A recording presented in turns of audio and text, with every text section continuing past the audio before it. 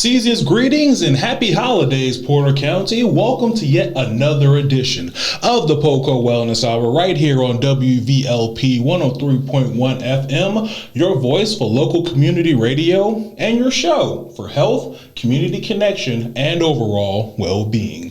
I'm Demetrius Lewis, Communications Manager for the Porter County Health Department.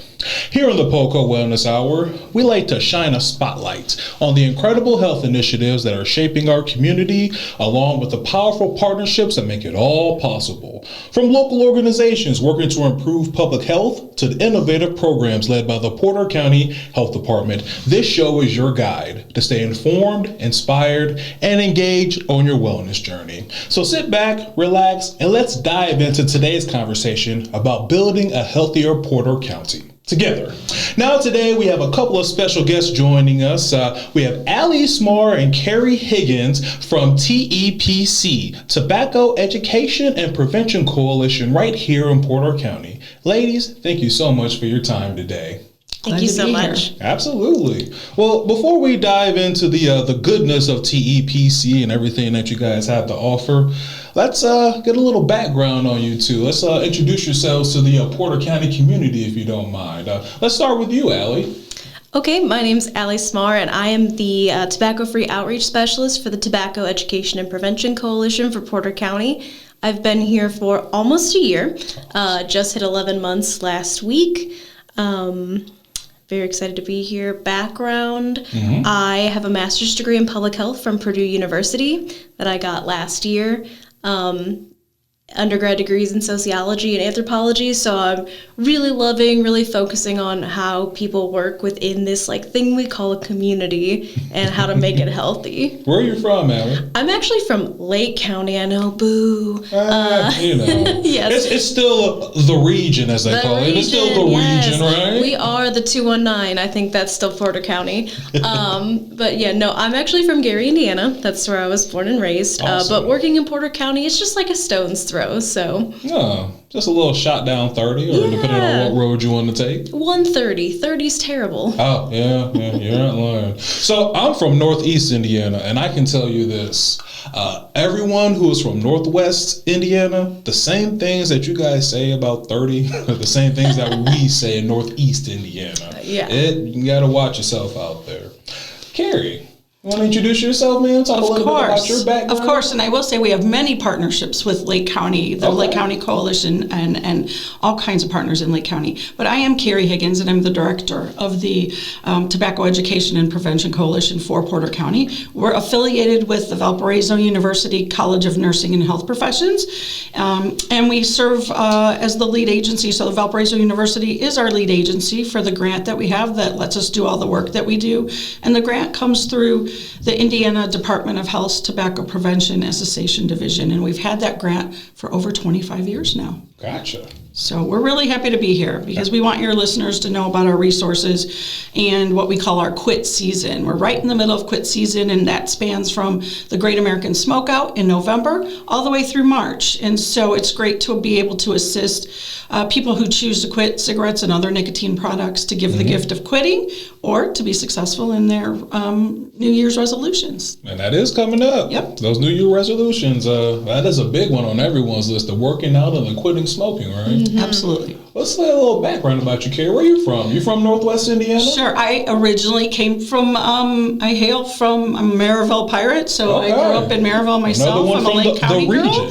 Yes, I put in some time early in my career at the Lake County Health Department, but as far as my background, I've been in the field a little bit for about over 40 years, and I started working in tobacco prevention and cessation early in my career when I participated in an academic practicum experience as a Purdue student back in the mid-'80s. So at the time, it was interesting to see how I came full circle because I worked for the Cancer Society and the American Lung Association doing tobacco cessation in the hospitals in Tippecanoe County and near Purdue.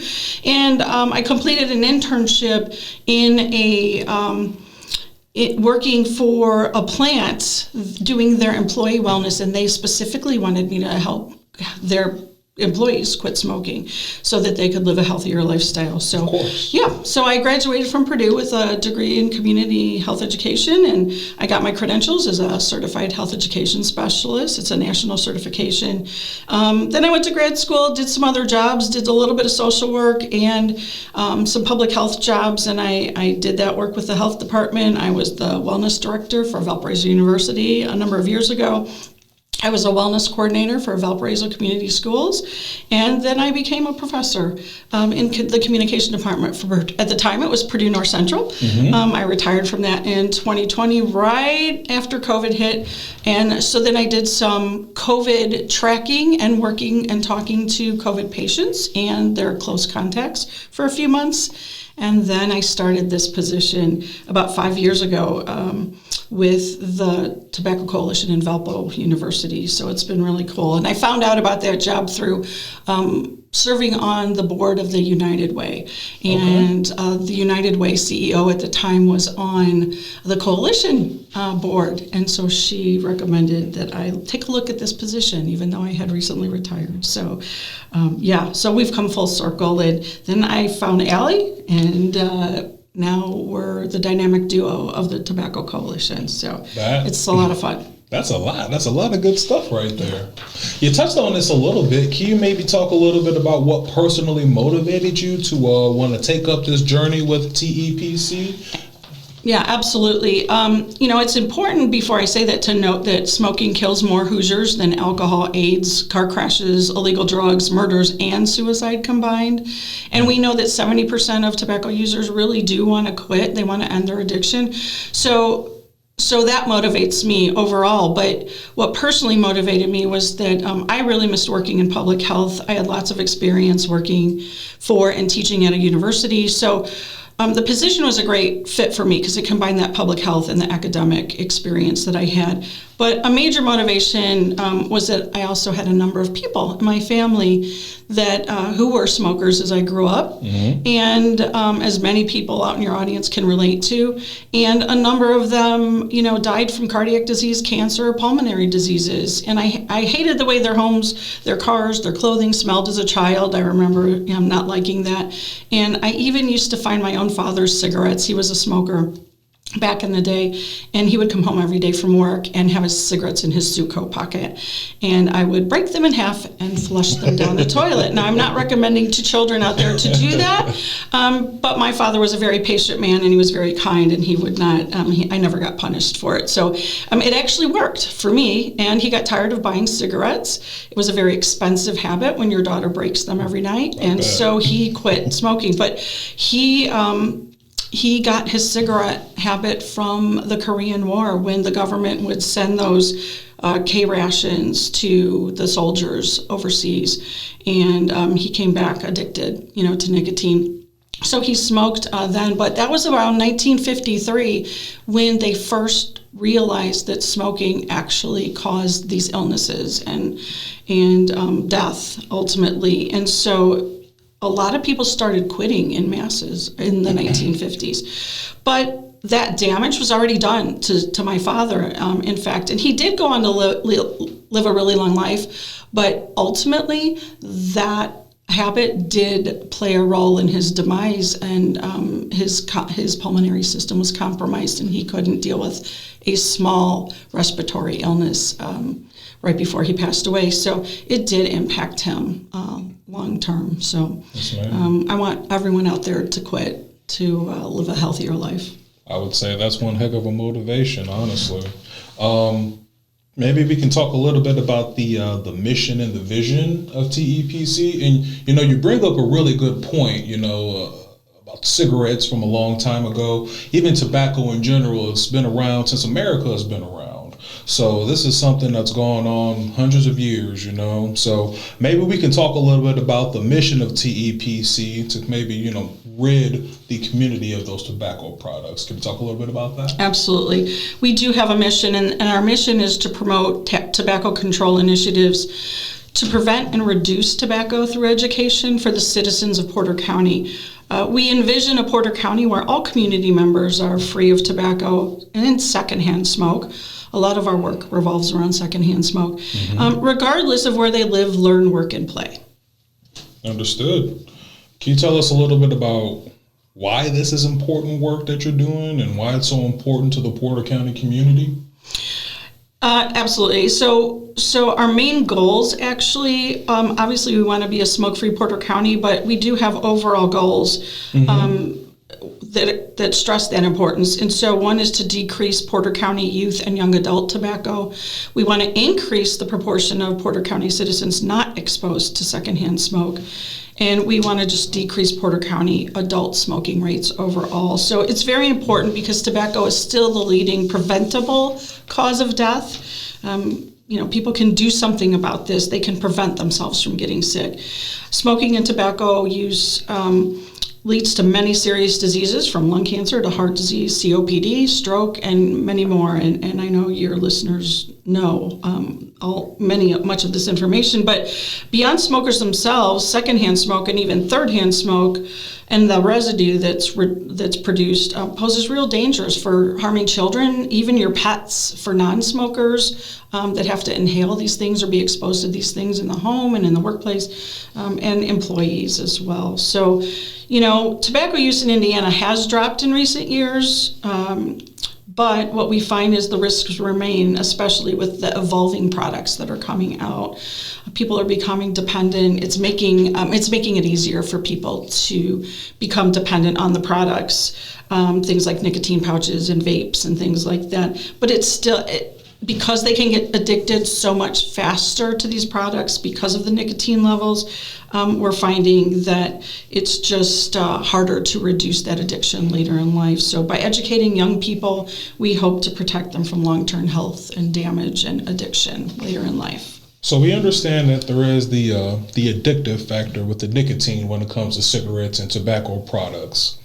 Do you feel like the reason people use these products, do you think it's more of the addiction, once you start, you kind of get hooked, or is it still kind of seen as like, the cool thing to do? I know when I was in school back in the day, it was kind of seen as the cool thing to do. The cool kids smoke cigarettes and they all gather outside by the, the trash cans and all that kind of stuff, gather in a stairwell, if you will. What do you have to say about that, man? Do you think that's something that is the addiction, or do you think it's just kind of, still seen as a cool thing to do? Well, obviously there's things that attract people to do that. We know that if we can get people to around the age of 25, 26, they probably won't start the habit at all. If we can even get them to get to 18 without trying a product, we'll have a higher success rate of them living their lives tobacco-free.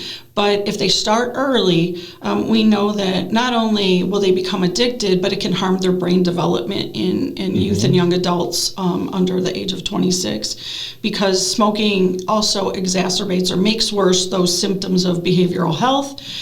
People think it helps them with anxiety, and in fact, it really actually does the opposite, and it causes them to potentially be more anxious and even relapse if they have used other drugs and become clean from other drugs. It can even, any addiction is addiction, and so it can cause relapses in addiction. It can also cause disruptions in mood and things like concentration and academic performance, and that can ultimately even allow them to have difficulty in relationships just because of the way that they regulate their moods and things like that. So we really would like to, there's so many reasons why we want to keep young people from even starting that habit. So some of the education that we do helps to prevent that. And then if they are a tobacco user, we can help them quit and hopefully maximize their health outcomes and reduce their medical costs and lower the burden on our healthcare systems. So Absolutely. Think about it. If we got rid of a bunch of different types of cancer and lowered respiratory diseases and lowered rates of stroke and things like that, we would be a healthier and more financially stable society. Yeah. Understood. So, as someone who's never smoked a cigarette before, I have smoked cigars. I'll tell myself, little victory cigars. Still not good, but, like I said, I'm telling on myself.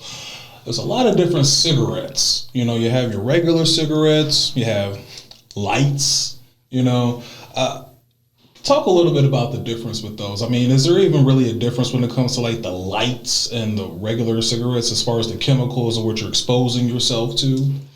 Well, what we know is nicotine, and it's just really the number of milligrams that you have in any given product. So once you become addicted, even if you started on lights and think you're doing yourself a favor, eventually your body craves more and more nicotine. Yeah. And so you're going to ramp up those products. And that's why, in fact, the vapes and the pouches are so much more dangerous, because you can have a vape that there's one out right now that has something like 65,000 hits in one single vape. So if you go outside and smoke a cigarette, you're going to put that cigarette out, and that's all you're going to do on that smoke break or whatever you're doing.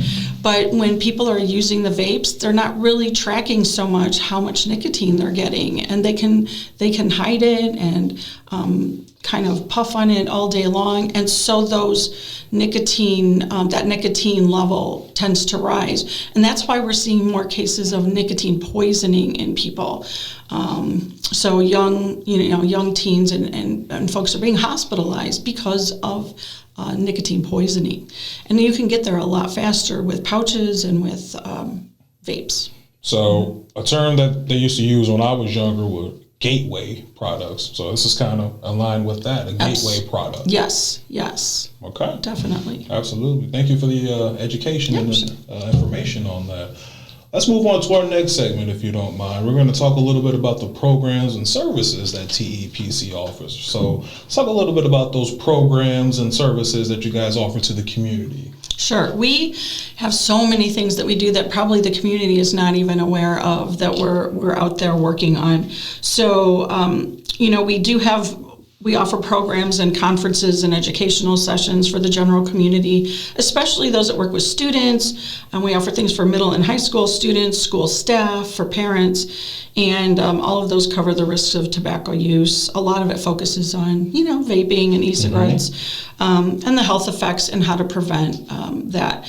But we also have a specific vape program that Allie is going to talk more about, but we teach that in the community schools, and that's a evidence-based program that is very, it's within the core high school or the school curriculums, and so the schools can easily fit it into their curriculum, and we work with a number of students and teachers through that program.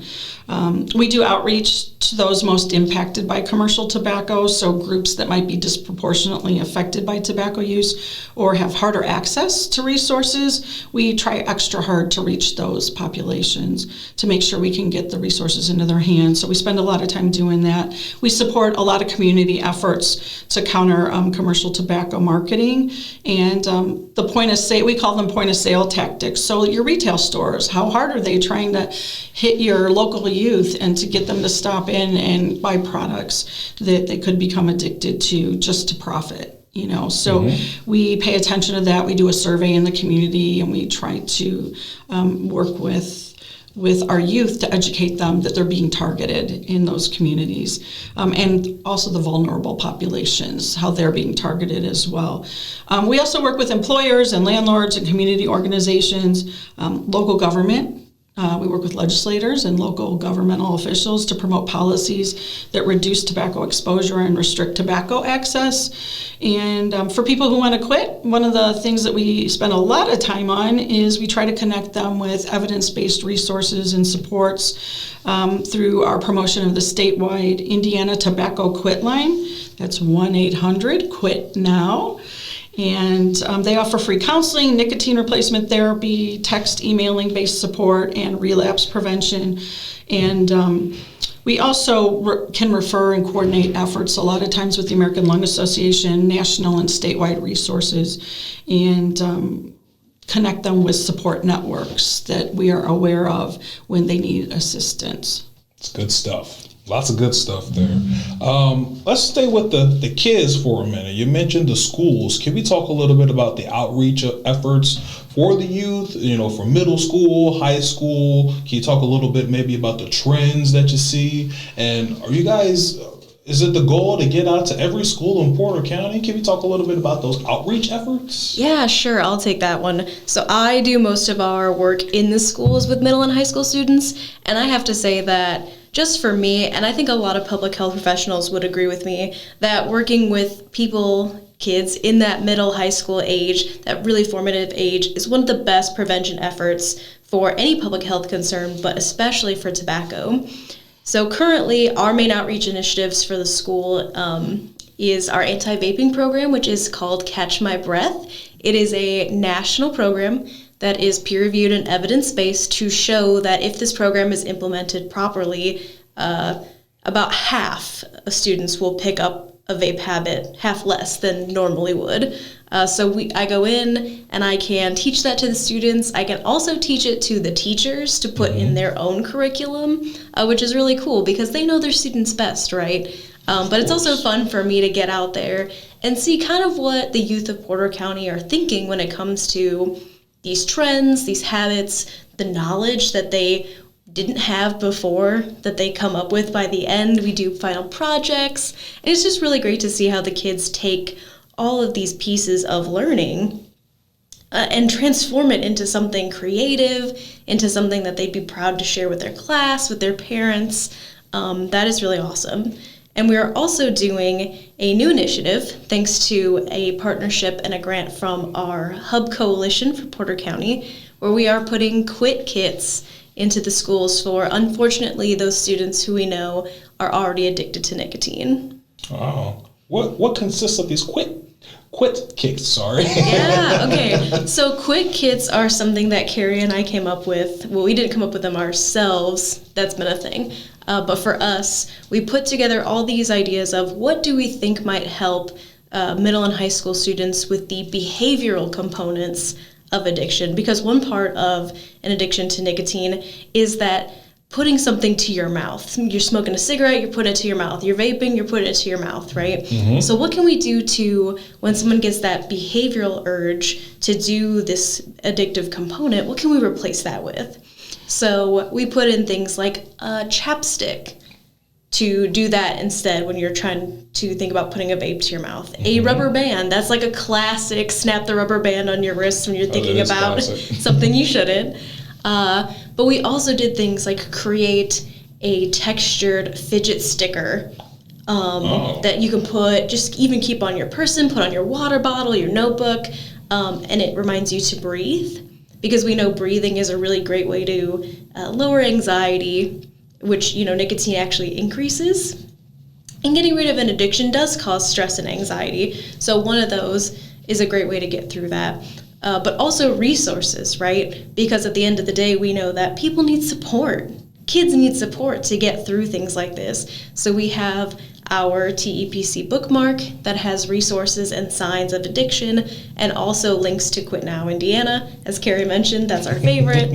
So that the kids know, when they're ready to quit, this is here for them. Because Quit Now Indiana actually does have a youth-specific program. Absolutely. A lot of good stuff there. A lot of stuff for adults, a lot of stuff for children. Before we move on to our next segment, is there anything else that you guys want to say about when it comes to employers or organizations that you work with who want to adopt a tobacco-free workplace policy? What support do you offer for them? Is there anything else you want to add on that before we move on? I can take that too, because I do our work with employers. Yes. I think it's important to note, right, where do adults spend most of their day? It's at work, right? Yes. So having employers and organizations as a part of our initiative to make Porter County tobacco-free is so important, right? So we can certainly help employers, organizations revamp their policies to create tobacco-free workplaces. So we can analyze their policies to see what's already in place, what might be missing, and we use resources that we've been given, like the Americans for Non-Smokers' Rights model policies that they have, that we can look to these policies and see what can we do to improve, right? A lot of people have these. They have policies, they have procedures, but we can always do work to make it better. And we also picked up a new grant indicator this year, specifically working with employers, right, to promote their tobacco cessation benefits through insurance that they're already paying for. if you're paying for it, you might as well use it, right? Mm-hmm. So our hope is that we can work with a lot of the employers in Porter County to push out the information that they already have, just so their employees know that it's even there for them. That's good stuff. So we're going to talk a little bit about vaping and e-cigarettes a little later, but I do want to ask you, as far as what you're seeing in the schools, as far as those trends, are you seeing more of the youngsters using the e-cigarettes, or cigarettes still the main thread, or what are we seeing in schools as far as those tobacco products for the children? Yeah, so data shows, our data, we have the results from the 2024 Indiana Youth Tobacco Survey that's done every 2 years. And it shows that vaping or using e-cigarettes is still by far the number one tobacco product for middle and high school students. Above cigarettes, above cigars, above anything else, it's e-cigarettes. Huh. I wouldn't have thought that. I thought cigarettes would still be king. No, and we're seeing that nicotine pouches is on the heels of the vapes. So now nicotine pouches is something teens have started to be attracted to more and more. So we're keeping a really close eye on that, and we are educating our youth about that as well. So this is a new trend. Yes. I was totally unaware of that. Appreciate that education. Let's move on to our next segment, if you ladies don't mind. Let's talk a little bit about partnerships and collaborations. So, who are some of the key partners that you work with here in Porter County? So we have many partners. Mm-hmm. We have partners and members, coalition members and organizations who engage in and support our work. Our coalition is a true collaboration. We couldn't be successful without them. But so first and foremost, I would say Valparaiso University and the Valparaiso University College of Nursing and Health Professions specifically, because they serve not only as our lead agency, but they basically host the whole coalition, and they help us with the grant funding, all the little things like accounting and things like that, and they support our staff and our programming very much. So our dean, Elizabeth Jamitter, is wholeheartedly behind us, and our previous dean, Karen Allen, was phenomenal about that, but they provide outstanding support for us. Also our executive committee members and their organizations.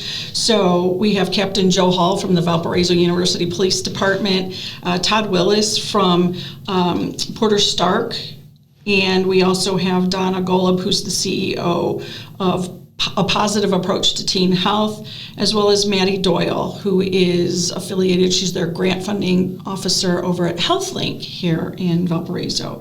So we have all of those folks on our executive committee, so those are definitely organizations that historically have supported us as well. But of course, we can't fail to mention the Porter County Health Department as well. And they have become a huge collaborative partner with us. We also coordinate a lot of activities and collaborations with our healthcare providers, hospitals, community clinics, physicians. We have North Shore Health on deck, in addition to HealthLink, Northwest Health, Powers Health, like I said before, Porter Stark, and local school systems. We have a special relationship even with Superintendent Stacy Schmidt, who is our liaison to help us get to our other county superintendents when we need to get their opinions and perspectives on things. We work with our Head Start program, our Head Start Geminis program reps, work sites like Allie talked about, Mental Health America, the Hub Coalition, Salvation Army, our local sheriff, Jeff Ballin, and all the city police departments as well. We work with insurance companies like Anthem, United Healthcare, and others, and youth-serving organizations, for example, the YMCAs throughout the area. We also work with local judges and juvenile probation when we need to help try to work on the problem on all different levels. So yes, we have lots of partners. That's not even a laundry list. That's not a grocery list. That's more of like a menu. Yes. That just scrolls on. Yes. So let's talk a little bit about the importance of these collaborations. You guys are a small team, but what you're doing is very important. Your work stretches very far. So talk a little bit about why these collaborations are important with all these different organizations. I mean, it takes a team effort to accomplish the goals that you are trying to accomplish at TEPC. It takes a community to want to have this initiative as well. You can't just do it by yourself, just one organization, right? Right. No, it's a huge collaboration. And like I said, we could not do it without the help of all of these organizations. And what we were just talking about a few minutes ago in a meeting we were in was that we are so fortunate here in Porter County to have the level of collaboration that we do with many of the organizations and the representatives in those organizations, and we form really close partnerships. Many hands do make light work, and so there's a culture of helping each other out in order for all of us to get our mission and our goals accomplished in the county. So yeah, some of the partners that I just mentioned, many of them, they just will go to the ends of the earth to help our coalition out, and we do the same for theirs. That's what it's about. It is. Community collaboration. Like I said, you named off a whole menu of partners. Is there anyone else that you want to mention? Did you forget anyone, Carrie? I hope I did not. I really tried to make sure I hit them all, but I'm sure there's somebody out there that said, hey, I helped too. We do have a lot of people out there. We would like to see more community members join the coalition. Yeah. Retirees, folks that don't have to be affiliated with any particular organization. Anyone can join. We would just like to have more community members involved. Okay, well, let's jump into that, man. If a school, a business, or an organization wants to partner with you guys, what does that process look like? How do we make that happen? Yeah, it's super easy. So they just simply give us a call. They can call us at 219-464-5357. They can go on our website and get reminded of that information. It's valpo.edu/TEPC. But they can also just look for us on Facebook, LinkedIn, Instagram, and send us a message. We'll set up a meeting. And what I like to do is just set up an initial meeting just to get to know the person and to really try to work on some collaborations that would benefit both our organizations so that their time on our coalition is worthwhile for them too, and they're not just coming to meetings. Understood. Absolutely. Okay. Well, that's good information. We appreciate your time, ladies. This is the PoCo Wellness Hour on WVLP 103.1 FM. Let's go on to our next segment, if you don't mind. Let's talk a little bit about the challenges, the successes, and future goals of the organization. So, what are some of the biggest challenges that TEPC faces in its prevention efforts? So there's a number of challenges that in the tobacco world, that tobacco prevention world, that we end up dealing with. One is just opposition and interference by the tobacco industry. That's a big one.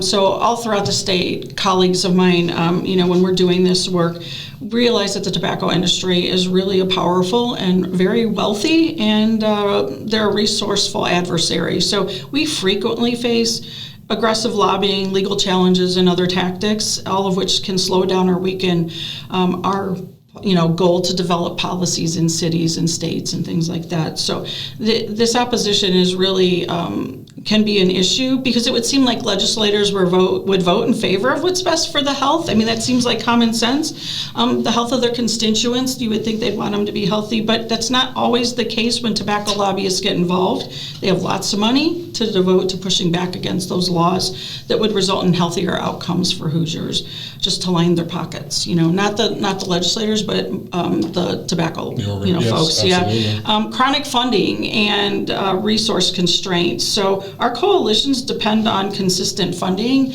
and that's not always there. We have actually decreased funding since 2011. So our 2011 funding was stronger than we have today. Wow. We're not moving in the right direction with prevention funding, and so that can lead to limited staffing, high staff turnover, or things like that. If you have an organization and the key person in charge, that position is vacant, and it just stops all the work dead in its tracks. So, tobacco coalitions all across the state we're hoping that legislators would funnel some of that money that they're collecting now from the new tobacco tax into prevention, but it actually is all going to Medicaid. So what we'd like them to know is that if they would invest in prevention, then we could prevent some individuals from using tobacco products, which would save the state and the taxpayers from having to spend so much money on those same people, even through Medicaid, when they have to be treated for related diseases like cancer, heart disease, and pulmonary diseases. We'd like to catch them on this front. Building a coalition also, has its roadblocks, and we just talked about that. So to be effective, we have to have those people invested in time and collaboration. So again, we'd like to see more community members involved. There can also be a hesitancy to support our efforts when we're looking for help, because sometimes they think that it would harm local businesses to agree with us or to help us. And I want to give one clear example of that is not the case. CVS, the CVS pharmacies stopped selling tobacco products years ago, and you see they're still on every street corner, right? So it doesn't really harm businesses when they support prevention initiatives and like not to sell tobacco and things like that. So we also come up against cultural norms or beliefs. And one is that it'll harm businesses in general, and that's not the case. Or that, hey, it's my freedom or my right to smoke, and so don't tell us where we can and cannot smoke.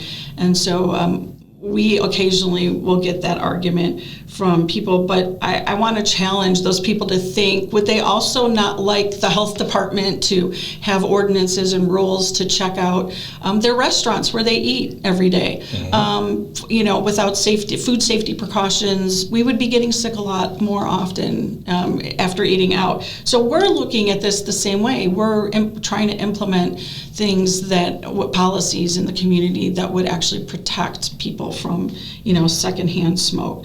So that, those are some of the challenges. We'd like to get rid of flavored e-vapes. That's a challenge because that's what attracts a lot of the students. All those fun flavors, they get attracted to that.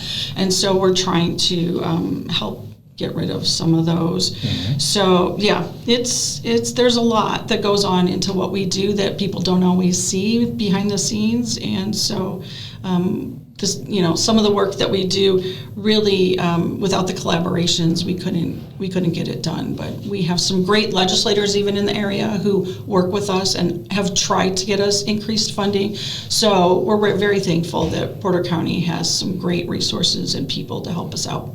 And you bring up a good point, ma'am. Whether it is the health department, whether it is TEPC, the work that we're doing out in front of the public, behind the scenes, at the end of the day, we're doing it for the greater good of the community that we live in and that we serve in. I think it's important for people to know that, yes, you face your fair amount of pushback, as do we. Other organizations that are out there trying to do what's best for the public, they're going to have these kind of challenges. But it's important for people to know that the efforts that we're putting out there, the things that we're doing are all for a better community, a better Porter County. I think people should understand that. Yeah, absolutely. Absolutely. So let's get away from the pushback and the challenges. Let's talk a little bit about the successes or the accomplishments that you're most proud of. Is there anything you can point out? Yeah, absolutely. I love talking about the successes and accomplishments. So we have had a drop in adult smoking prevalence in Porter County from 23% of our population back in 2011 to only 16%. We still have a long way to go, but that is a significant decrease that fewer adults are smoking today. It's a very important shift, likely meaning that fewer new tobacco-related diseases and fewer future smoking attributable deaths will occur if that trend continues. So we see that as directly related to how many deaths we will see from smoking. So we've got that. We've also had a dramatic drop in smoking among pregnant women. We had 8.5% smoking rate in at that same time in 2011, and it has dropped to 3%. So we have had a 5.5% decrease, I think that's especially noteworthy. So that reduces risks to babies and improves maternal and child health outcomes. And our $2 a pack cigarette increase and cigarette tax that went into place recently, it took us 17 years to get that accomplished. And so what we know is that the cost, when people have to pay more for cigarettes, they then they'll say, that's it, I'm quitting. I've hit the wall. I'm not going to put any more money into cigarettes. And that causes people to quit, which saves lives. So that was something that happened this past year in legislation. So while we weren't the ones primarily responsible for that, we were really grateful that it did happen, because we know that caused people to say, I'm done. I'm not going to smoke anymore. Understood.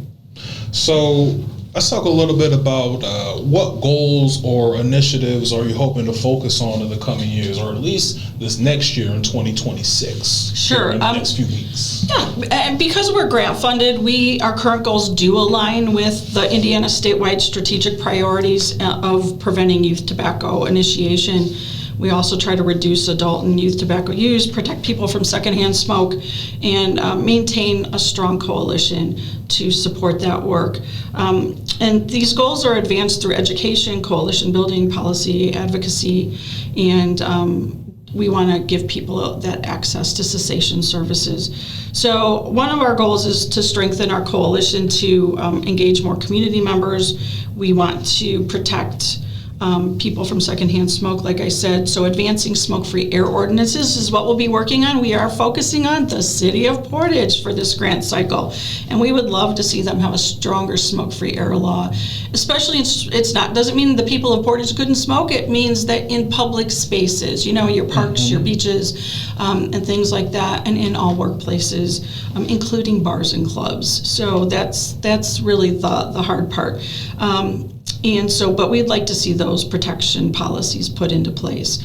We also will be supporting cessation services, so we promote the Indiana Tobacco Quit Line, again, 1-800-QUIT-NOW, and we continue to support our schools, including providing quit resources and programs to the students, to the parents, school personnel, and to assist schools in revising punitive policies, because we want them to include more restorative policies that provides the help that students need to quit instead of just to purely punish them. And a lot of our schools are doing great work in that area. So we're hopeful that all the schools will jump on board with that.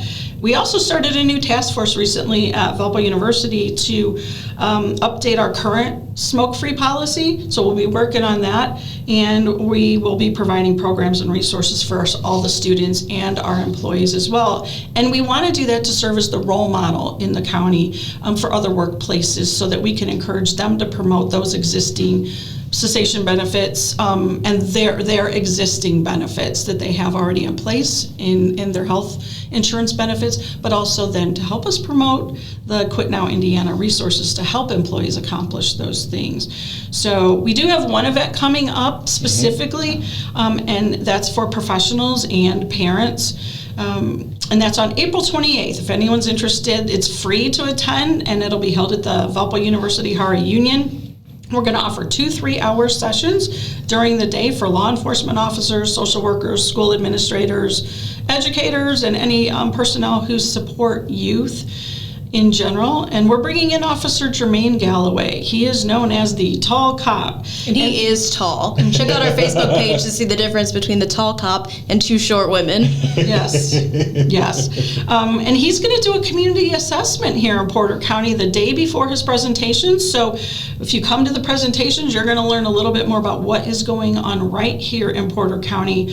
He's very engaging. He's a motivating speaker. He has vast knowledge of substance misuse and the substances being misused and targeted towards our youth. So you don't want to miss it. It is open to the public, but you do have to be over 18 to attend. That's his rule. So we hope that we'll see a lot of people attend that event. And what is the date on that again? April 28th. April 28th, 2026. There'll be 2 separate sessions during the day that people could opt for. And in the evening, there's an evening session that's purely designed for parents, but anyone's welcome to attend. And of course, this information can be found on your website, on your social media, correct? It is on social media, and we are going to be really promoting it starting in January. So if you are interested, just contact us and we'll send you the information. You can just, again, give us a call, 219-464-5357. Okay, sounds good. Keep an eye out, Porter County. Before we move on to our next segment, I wanted to ask you, What is one key message that you want everyone in Porter County to understand about tobacco use, prevention? What is the one key message that you would want people to take away from our program today? So the one message we've been trying to get out and to get people to understand is that smoke is smoke, right?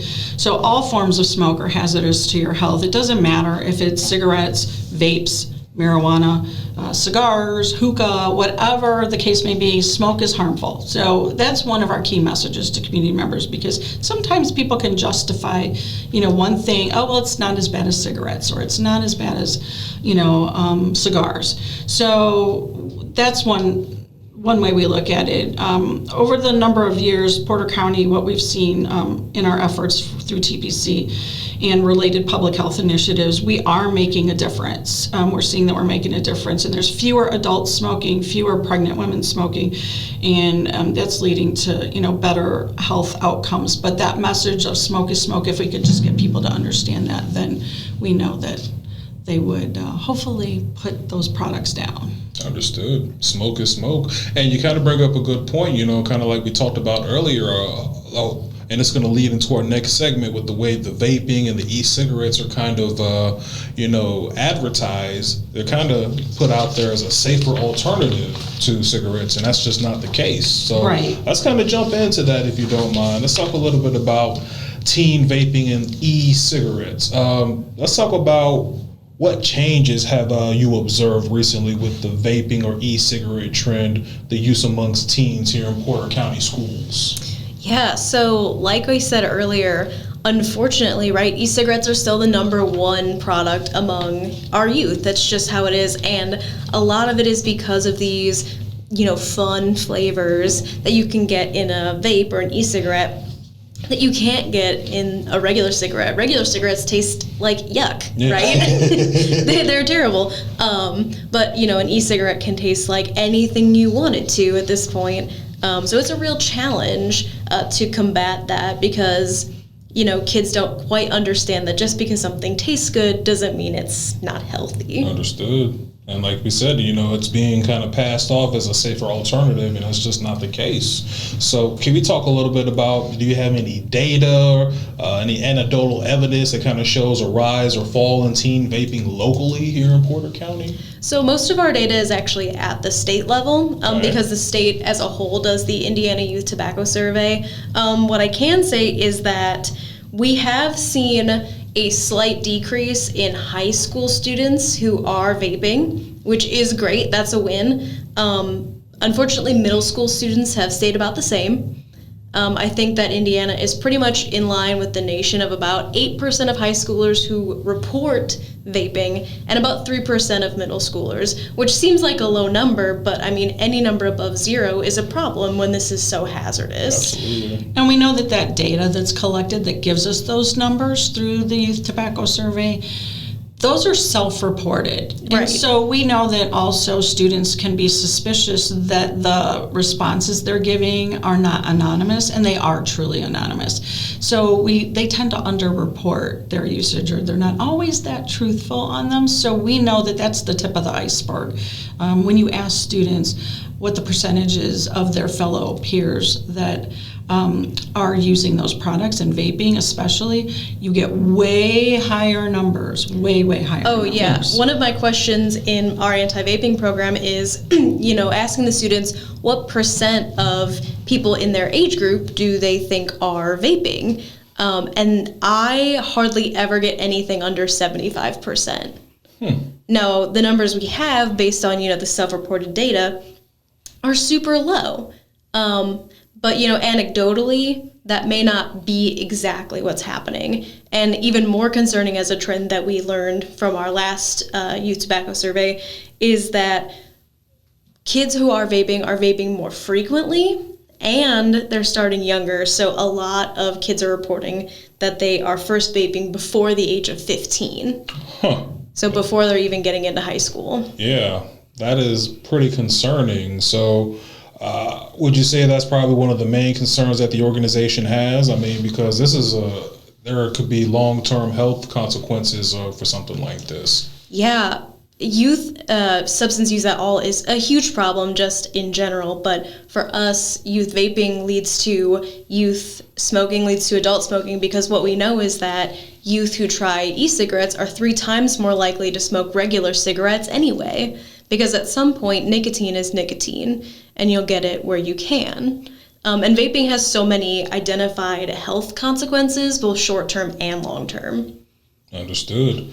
Can we talk a little bit about what kinds of anti-vaping or e-cigarette education programs TEPC offers? Yeah, so right now we're doing the Catch My Breath program, which is what we mentioned earlier. That's kind of our focus program because it is peer-reviewed, because it is evidence-based, and we want that program that we know is going to work, that we know that we can put in, that's going to be effective. So Catch My Breath is designed to be taught to students anywhere from 5th grade to 12th grade. And I know everyone's thinking 5th grade, like that's so young. You'd think that, right? But the earlier we get in to talk to kids, the more chance we get of getting to them before they even try these products and get addicted. So it's a nationwide evidence-based program. We mentioned that. It's shown to be effective in decreasing the likelihood of vaping. They did a whole study about it, whole actual published study, which determined that half as many students started vaping when Catch My Breath was implemented in their classroom, which is a distinct decrease, right? Yes. So because they can show that, we're like, yes, this is such a good program. It's split up really nicely, in my opinion, and the kids get to do this fun, creative final project at the end, and they really like it. So I worked with you guys about a year ago. We did an anti-vaping smoking video. You guys had these big totes of different e-cigarettes. One thing that really kind of stood out to me, you have all these different shapes, sizes, colors. Some of those devices are like kind of sneaky. Yeah. Some of them, I mean, they can kind of be used in school and kind of hidden in school. I've seen some that were in the shape of like pens. Yeah. I've seen some that were in the shape or in the form of like wristbands. There's a lot of different ways that these kids are kind of being sneaky with this. So can you talk a little bit about some of the things that you've seen in the schools? Yeah, I don't know what it is. Maybe it's just my face, but the kids do not pull out their vapes in front of me. Thankful for that. But what we do know is that, part of this whole adolescent stage is testing boundaries, is trying to see what you can get away with. And the tobacco companies are really here for that. So they will make these vapes look like just about anything. Yeah. They look like pens. They look like highlighters, flash drives. They have smart vapes that you can actually like play music on play games. I know, it's so wild. So these are everywhere. You can put them in hoodie strings. They look like smartwatches. Huh. Yeah, they actually make phones that are phone cases that kids have can vapes. use. Yeah. There's just so many things. Yeah. I mean, how do you make the schools aware of this kind of stuff? I mean, that's just one more thing that the teachers and administrators have to deal with. You have to worry about if a child's pen is actually a writing utensil. I know, and that's so terrible, right? It's a big challenge because every time we come up with something, the tobacco companies are like, well, guess what? We're going to change it up now. But thankfully, there's a lot of other organizations beyond just us who are focusing on this as a problem. So we try to give as much of that information to the schools as we can. Parents Against Vaping is a nationwide organization, and they do a ton of educational webinars about what's going on in this like vaping world. So that's a great resource. Understood. I don't want to speak for you, but that sounds like quite a challenge. I mean, dealing with this, not just from your organization standpoint, but school standpoint, the whole community standpoint, honestly. But can we talk a little bit more about some of the challenges that you face when you're trying to reach these teens about, vaping prevention? I mean, it's just, you guys have so much to deal with. I have so much respect for you. Yeah, and there are definite challenges, and I think that a lot of it's not even that the kids don't want to learn, because they do, right? They love to learn new things. Kids are just like that. But one of the big challenges that I see is that kids in general, just because they're young, lack a lot of the knowledge that we have about the real consequences of using tobacco products. So vaping in the short term can cause things like nosebleeds and increased anxiety and chest pains. But in the long term, nicotine actually stunts brain growth in the frontal lobe, which can have like lifelong consequences. But a 12-year-old doesn't think like, oh yeah, my frontal lobe isn't developed yet, so I can't do this. Well, because their frontal lobe's not developed, they don't have the capacity to think that way. So that's a challenge. And I think that having these prevention programs like Catch My Breath that are situated to be appropriate for that educational level really does work well to give the kids the information that they need to make better choices in the future. But also the biggest challenge I've seen is that even parents still have this pervasive thought that vaping is healthier than regular cigarettes. It's just not true. It's just not true. And so when parents have that attitude, they pass that attitude on to their kids, or they're not even shocked or concerned if their kids are vaping because, well, it could be cigarettes, right? Just because they don't understand that vaping and smoking cigarettes is just as bad for you. So we have a few minutes here left in the PoCo Wellness Hour right here on WVLP 103.1. As we close out today's program, maybe we can talk a little bit about what role can parents, teachers, and the community play when it comes to preventing teen vaping in Porter County. We all have a role in this. Yeah, it takes a village, right, to Absolutely. really combat any health problem. And this is especially true, especially for the youth vaping epidemic, as I'm calling it right now. So parents, check in with your kid, right? See what's going on in their lives. Always stay informed about what's going on around them because, as Carrie can definitely attest to, we'll hear things and we're like, well, what's that? We have no idea. The adults have no idea. We talk to one kid and they're like, oh yeah, I for sure know what that means. So yeah, check in, see what's going on. Talk to your kids without judgment. Like one challenge with tobacco control in general is that, like a lot of other public health problems, tobacco use is heavily stigmatized at this point. People don't want to be known as a smoker because people think smoking is gross, right? That's kind of the attitude we've had for a long time. So, talk to your kids without judgment. Let them know that you're there to support them, not to be, their jailer, not to get them in trouble. And then get the right information, right? Call us if you don't know what's going on. Visit websites. Learn what's actually going on so that when something happens, you have the right information to give your kids. That's good stuff. Anything else? Yeah, community members, get involved with us, right? We keep talking about how we want more community members, and you're the foundation of our youth, their community. So get involved with us. Volunteer to learn to implement programs like Catch My Breath. We can teach you. You can go into the schools. We'd love to teach every student in Porter County Catch My Breath so that they can all make better choices. And make this issue a priority, right? All health issues are important, but we want to make sure that youth tobacco use is also a high priority in Porter County because our youth are our future, and healthier kids means healthier adults. We have learned so much here today. Ladies, thank you so much for your time. Allie Smart, Carrie Higgins. One last time, where can people reach information? Where can they call you at? What websites are you guys at? So they can visit valpo.edu/TEPC, or they can visit our Facebook, Instagram, or LinkedIn pages with just type in TEPC Porter County.